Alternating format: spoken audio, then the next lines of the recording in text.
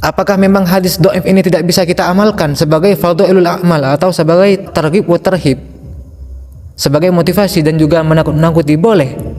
Akan tetapi pendapat ulama yang lain mengatakan hadis dhaif atau apalagi hadis maudhu ini memang haram, tidak boleh diamalkan secara mutlak. Ini pendapat ulama yang pertama. Jadi hadis dhaif menurut pendapat ulama yang pertama tidak boleh diamalkan secara mutlak, dengan alasan apapun tidak boleh diamalkan begitu.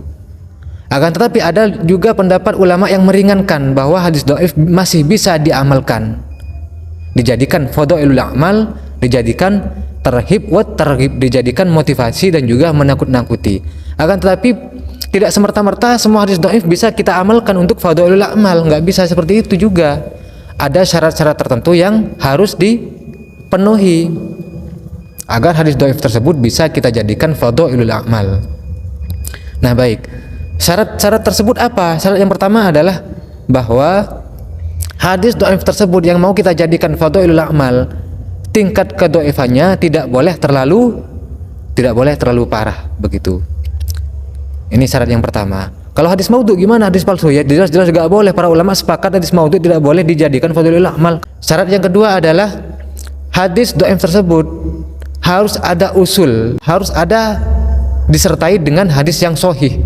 Harus ada hadis yang serupa daripada hadis yang sahih, baru hadis tersebut bisa kita jadikan sebagai fadhailul a'mal. Kalau nggak ada hadis sahihnya nggak boleh hadis dhaif tersebut dijadikan fadhailul a'mal, nggak boleh. Syarat yang ketiga adalah dalam mengamalkan hadis dhaif, hati kita tidak boleh meyakini bahwa hadis tersebut berasal daripada perkataan Nabi begitu. Kalaupun kita mengamalkan hadis dhaif dengan tujuan fadhailul a'mal, akan tetapi hati kita tidak boleh berniatan bahwa kita mengamalkan hal tertentu atas dasar hadis dhaif tersebut. Akan tetapi hati kita harus berniat untuk mengamalkan hal tertentu berdasarkan hadis yang sahih begitu. Syaratnya ada 3. Kalau ketiga syarat ini tidak terpenuhi, maka hadis dhaif tersebut tidak boleh dijadikan sebagai fadhailul a'mal, nggak boleh itu. Ya, tapi memang ada sih ulama yang mengatakan meskipun tidak mencukupi syarat yang 3 ini bisa dijadikan fadhailul a'mal. Ada ulama yang ekstrim yang berpendapat seperti itu, ada. Cuman kalau saya sendiri tidak mengikuti hal tersebut. Karena apa? Karena terlalu ekstrim.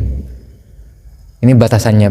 Meskipun ulama kalau sudah terlalu ekstrim pendapatnya nggak boleh diikuti. Ada ulama yang ekstrim ya, yang memperbolehkan seperti itu. Akan tetapi jangan diikuti. Karena pendapat itu adalah pendapat yang ekstrim yang berbahaya.